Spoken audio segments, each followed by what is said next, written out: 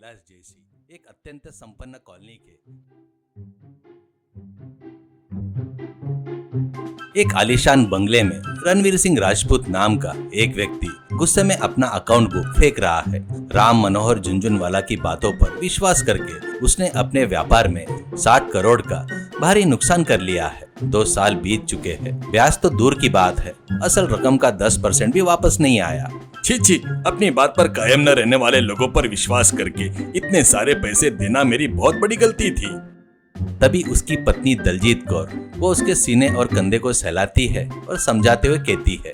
दलजीत कौर रोते हुए परेशान होकर, आप छोटी छोटी बातों पर इस तरह चिल्लाकर अपना बीपी क्यों बढ़ा रहे हो? शांत हो जाइए। अभी हाल ही में जब आपको स्ट्रोक आया था तो डॉक्टर ने कहा था कि सेहत की परवाह किए बिना पैसों के लिए इस तरह गुस्सा करना बहुत खतरनाक है। क्या आप उनकी चेतावनी भूल गए कि अगर दोबारा स्ट्रोक आया तो स्थिति बहुत गंभीर हो जाएगी? आपने जो हजारों करोड़ों कमाए हैं, क्या वो काफी नहीं है?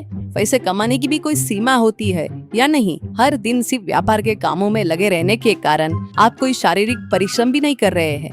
आप अगर पसीना बहाकर कोई काम करेंगे तो आपकी सेहत अपने आप सुधर जाएगी।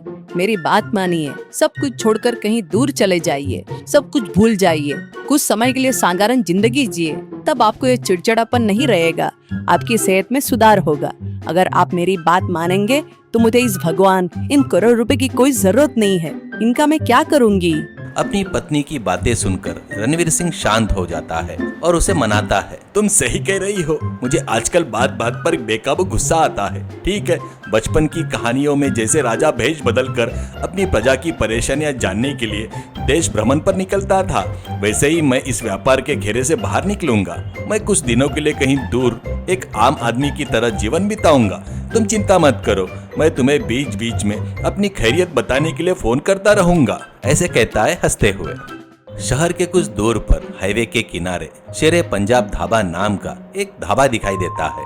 इसे चलाने वाले व्यक्ति कोई नहीं बल्कि रणवीर सिंह राजपूत ही थे।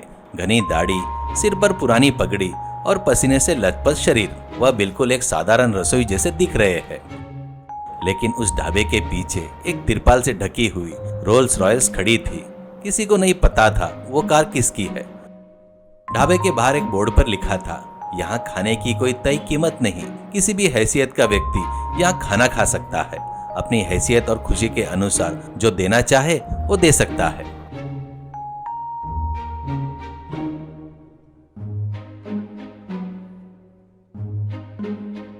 एक दिन शहर का एक बहुत बड़ा real estate tycoon Sanjay Shah अहंकार से इधर उधर देखते हुए ढाबे में आता है। संजय शाह अहंकार से आवाज लगाते हुए, अरे यहाँ कौन है? ए तुम जल्दी से मेरे लिए स्पेशल मटन करी और रोटी लेकर आओ, जल्दी करो, ऐसा कहता है। रणवीर सिंह उसके पास गया। रणवीर सिंह राजपूत, बताइए संजय जी, आप क्या खाएंगे? गर्मा गर्म पनीर पराठे लाओ क्या? ऐसे कहता है। संजय शाह आश्चर्यचकित होकर, तुम मेरे नाम से बुला रहे हो? क्या मैं तुम्हें जानता हूँ? तुम जैसे सैकड़ों लोग मेरे ऑफिस में मुझसे मिलने के लिए कतार में खड़े रहते हैं, ऐसे कहता है। तो रणवीर सिंह राजपूत हल्की मुस्कान के साथ, मैं जानता हूँ संजय जी, आप महीने में 100 करोड़ कमाते हैं, लेकिन आप किसी भी दिन शांति से पेट भरकर खाना खा पाते हैं क्या? खाना खाते खाते भी आप अपनी घबराहट में करोड़ों की कोई डील ना खो दे करके सोचते रहते हैं ना? संजय शाह गुस्से में, अरे बकवास बंद करो, तुम मुझे ऐसे लग रहे हो जैसे